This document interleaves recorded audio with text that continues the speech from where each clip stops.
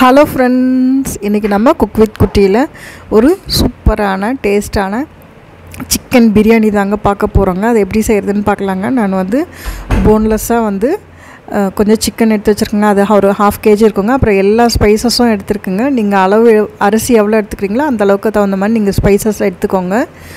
அப்புறம் இஞ்சி பூண்டு பச்சை மிளகாங்க, கொஞ்சம் புதினா, அப்புறம் ஒரு 6 to 7 தக்காளி எடுத்துருக்கேங்க. ஜீரக சம்பா அரிசி நான் 5 டம்ளர் எடுத்துருக்கேங்க. உங்களோட வீட்டில் இருக்க மெம்பர்ஸை பொறுத்து நீங்கள் அன்றைக்கி எவ்வளோ பிரியாணி செய்யணுமோ அந்தளவுக்கு தகுந்த மாதிரி நீங்கள் அரிசி எடுத்துக்கலாங்க. அதுக்கு தகுந்த மாதிரி நீங்கள் இந்த மசாலா பொருட்களை கூட்டிக்கிறதும் குறைச்சிக்கலாங்க. இப்போ நம்ம எடுத்து வச்சுருக்க அந்த மசாலா எல்லாமே ஒரு ட்ரை பவுடராக அரைச்சிக்கிட்டோங்க. அதை நம்ம வறுக்கலாம் இல்லைங்க, சும்மா அப்படியே எடுத்து பவுடராக பண்ணி வச்சுக்கிட்டோங்க. இதுதான் நமக்கு மெயின் இன்க்ரீடியன்ட்ங்க நம்ம பிரியாணிக்கே. அப்புறம் இஞ்சி பூண்டு பச்சை மிளகாவை மிக்சியில் அரைச்சிக்கிறேங்க. அதுவும் விழுதாக நல்லா அரைச்சிக்கோங்க. நம்ம வீட்டில் எப்போவுமே நான்வெஜ் கம்மியாக தான் சாப்பிட்றனால இஞ்சி பூண்டு பேஸ்ட் வச்சுக்க மாட்டேங்க. ஃப்ரெஷ்ஷாக தான் அப்பப்போ தான் செய்வோங்க. இப்போ நம்ம குக்கரில் தான் செய்ய போகிறோங்க. குக்கரில் கடலெண்ணெய் சேர்த்துக்கிறோங்க.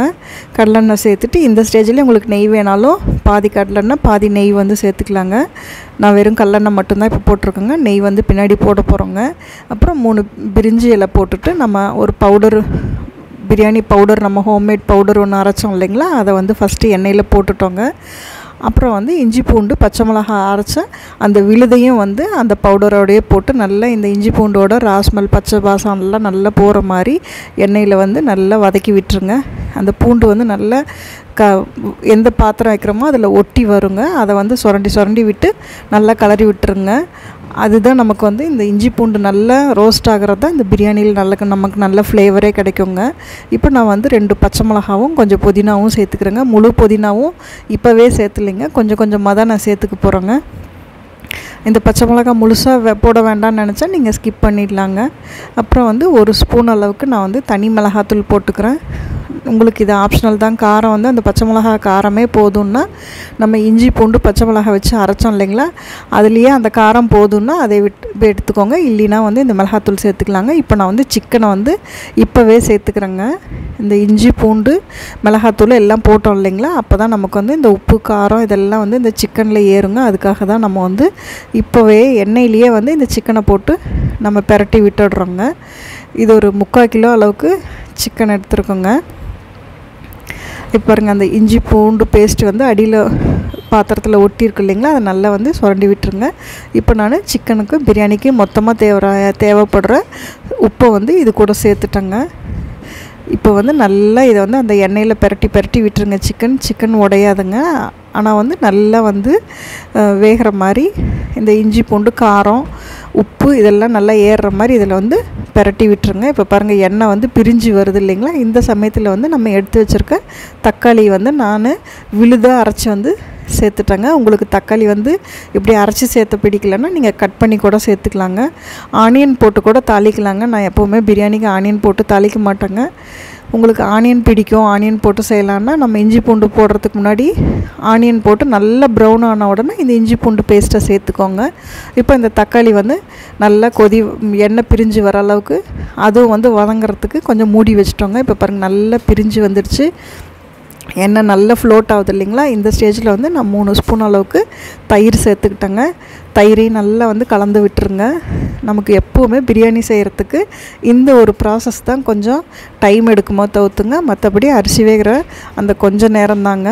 இதுக்கு மட்டும் நம்ம கொஞ்சம் டைம் எடுத்து நல்லா இந்த எண்ணெய் பிரிகிறது, இந்த பச்சை வாசம் போகிறது, அது மாதிரி டைம் கொடுத்தோம்னா நம்ம பிரியாணி ரொம்ப ஃப்ளேவர்ஃபுல்லாக கடையில் கிடைக்கிற மாதிரியே அதை விட இன்னும் டேஸ்ட்டாகவே கிடைக்குங்க. பாருங்கள், இப்போ நல்லா இந்த சிக்கனில் இந்த உப்பு காரம் எல்லாம் நல்லா கோட்டாகி வெந்துருச்சுங்க. புளிப்பும் தக்காளி போட்டிருக்கனால புளிப்பும் ஏறிடுச்சுங்க. இப்போ நம்ம தண்ணியை அளந்து எடுத்துக்கலாங்க. நான் 5 டம்ளர் அரிசி எடுத்துருக்கனால 10 டம்ளர் அளவுக்கு தண்ணி எடுத்துக்கிறேங்க. தண்ணி உங்கள் அரிசிக்கும் எவ்வளோ தேவையோ அந்த அளவுக்கு எடுத்துக்கோங்க. நான் ஜீரக சம்பா எடுத்திருக்கேன். பாசுமதியிலையும் செய்யலாங்க. பாசுமதியிலையும் இதே மெத்தடில் செஞ்சிங்கன்னா இன்னும் சூப்பராக இருக்குங்க. ஜீரக சம்பாவுக்கு ஒரு ஃப்ளேவருங்க, அதே மாதிரி பாசுமதி அரிசிக்கு அது ஒரு தனி ஃப்ளேவருங்க. இப்போ தண்ணி நல்லா கொதிச்சிருச்சு. தண்ணி அளந்து ஊற்றிட்டு மூடி வச்சுடுங்க. மூடி வச்சோடனே நல்லா கொதிச்ச உடனே தான் அரிசி சேர்த்துறோங்க. அரிசி சேர்த்து இப்போவும் இதை கொஞ்சம் மூடி வச்சுருவோங்க. அரிசியெல்லாம் சேர்த்துட்டு நம்ம அரிசியும் தண்ணியும் எப்பவும் சொல்கிற மாதிரி தான் ஒரே அளவு வந்த உடனே கொஞ்சம் நெய் சேர்த்து நம்ம விசில் போட்டுருவோங்க. இப்போ பாருங்கள், அதுவும் காட்டுறேங்க நான். இப்போ தண்ணி அரிசி சேர்த்துட்டு கொஞ்சம் மூடி வச்சுருக்குங்க. இப்போ பார்த்திங்களா தண்ணியும் அரிசியும் ஒரே லெவல் வந்துடுச்சு. இப்போ வந்து நெய் வந்து இப்போ தான் நான் சேர்த்துறேங்க. சின்ன ஸ்பூன், அதனால நான் ஒரு 3 ஸ்பூன் அளவுக்கு நெய் சேர்த்துக்கிட்டேங்க. 1 ஸ்பூனு, பெரிய ஸ்பூனாக இருந்தால் 1 ஸ்பூனோ இல்லை 2 ஸ்பூனோ இருந்தால் கூட போதுங்க. நெய் நம்ம எண்ணெயே நிறைய சேர்த்துருக்கனால நெய் வந்து உங்களுக்கு எவ்வளோ ஆயில் தேவைப்படுதோ அந்த அளவுக்கு வந்து நெய்யும் ஆயிலும் சேர்த்துக்கலாங்க.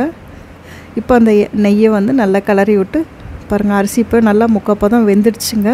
இன்னும் ஒரு 10 மினிட்ஸ் வந்து நம்ம குக்கிங் டைம் கொடுத்தோம்னா நம்ம பிரியாணி வந்து நல்லா வெந்துருங்க. இது வந்து பழைய அரிசி, அதனால் கொஞ்சம் தண்ணி வந்து நான் அரிசி ஊறவும் வச்சுருந்தாங்க. அதே மாதிரி 5க்கு வந்து 10 டம்ளர் தண்ணி வச்சுருக்கோங்க. புது அரிசியாக இருந்தால் நீங்கள் 9 வச்சா கூட போதுங்க. இப்போ இதை லோ ஃப்ளேம் வச்சு விசில் போட்டுங்க.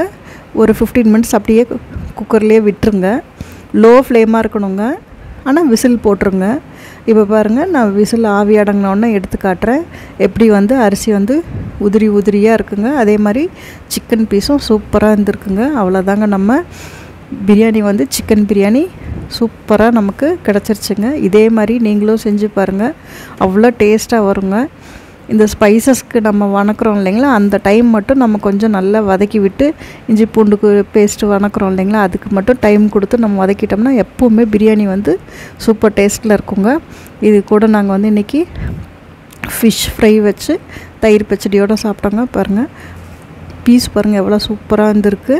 அதே மாதிரி அவ்வளோ டேஸ்ட்டாக இருந்ததுங்க. நீங்களும் இதே மாதிரி செஞ்சு பாருங்கள் உங்கள் வீட்டில். ரெசிபி பிடிச்சிருந்ததுன்னா கட்டாயமாக உங்கள் ஃப்ரெண்ட்ஸ் கூட ஷேர் பண்ணுங்கள். தேங்க்ஸ் ஃபார் வாட்சிங். தேங்க்யூ.